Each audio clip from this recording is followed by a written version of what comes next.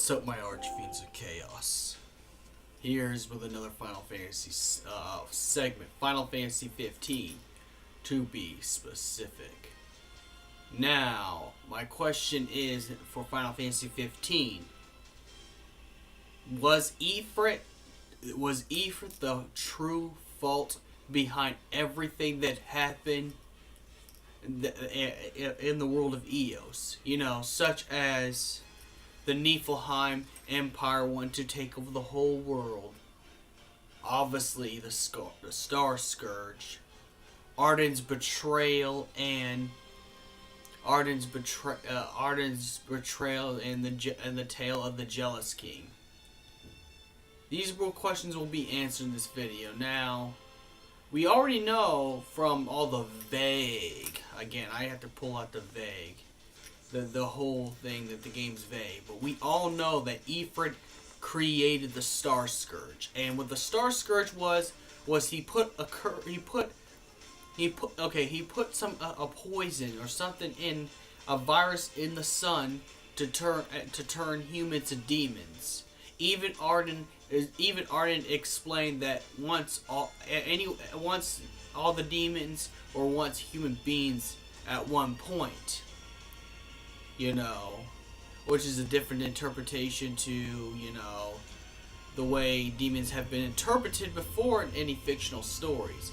This one was actually an infection.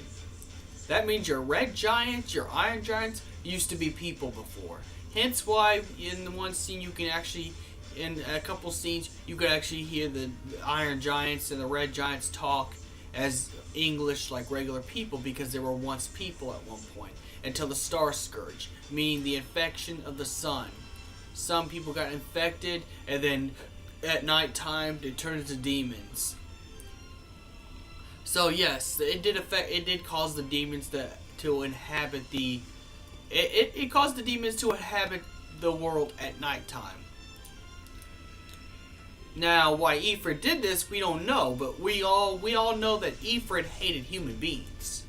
For some reason, he thought human beings were unworthy. He'd rather have the company of demons because his hatred of humans, for some reason, either a human stopped praying to him, or I guess he must have had something, or he must have thought, well, you know what, humans are gonna start wars and kill each other off, so you know what, let's just speed the process up and get rid of them all. By infecting the sun and causing the Star Scourge, which was to turn humans into demons. Which in case, yes, everything would be his fault, because you know, Ardyn did not come before. Yes, Ardyn is 1,000 years old, but remember, Ardyn teamed up with Ifrit, sold his soul to Ifrit to become the Cursed, and the Cursed, from what Bahamut says, was the immortal demon king, meaning Ardyn would have to die in order to have the demons sent back to the netherworlds. As we know, when we see Ardyn's true face, when he starts to look like that fucked up skull thing. But yes, Ifrit is at fault for everything that's happened, because again, Idolus would have never attacked Lucius. At least it would have took him a while to actually try to claim that territory. But the reason why it became faster, because Chancellor Ardyn, because he knows about Crown City and Insomnia, because Ardyn is the second king of Lucius. Yeah, sure, some of this is Ardyn's fault because he became a jealous king because he never got the way sin, and that made Ardyn bitter. But, you know, without Ifrit's help, Ifrit is the one. I mean, even though Ardyn pushed himself to do all this stuff, Ifrit put the Star Scourge, so Ifrit could have turned Ardyn Izunia into a demon after he gave into his negative emotions, which would actually make it easier for the virus to take over. But the difference is, Ifrit did a special thing to cause Ardyn to be immortal. So for 1,000 years, Ardyn has started war after war. You know, with war after war, with any kind of countries. Then the latest thing that happened, like in Kingslave, there's been a huge war between Insomnia versus Niflheime, which again was orchestrated, yes, by Ardyn, but without Ardyn's immortality, which was Ifrit's fault, which Ifrit probably, the reason why Ifrit teamed up with Ardyn is because, again, Ifrit hates humans. He's a dick. He hates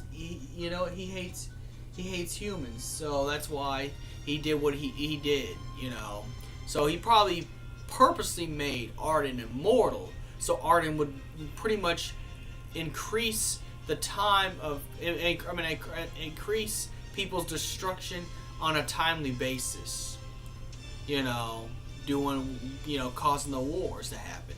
Ardyn is at fault too, because if it wasn't for Ardyn's jealousy toward the first king, but you know what? I think Ifrit is the one who turned him into a demon through the Star Scourge, and through Ardyn fully giving into his evil, to his full evil, and because of that, Ardyn became the immortal demon king figure in this series, due to Ifrit. So yes, Ifrit would be the true evil behind everything, because out of all the Astrals, Ifrit betrayed the Astrals because, again, Ifrit hates human beings. So in order to wipe out human beings, it wasn't just good enough to turn them into demons because they weren't dying fast enough.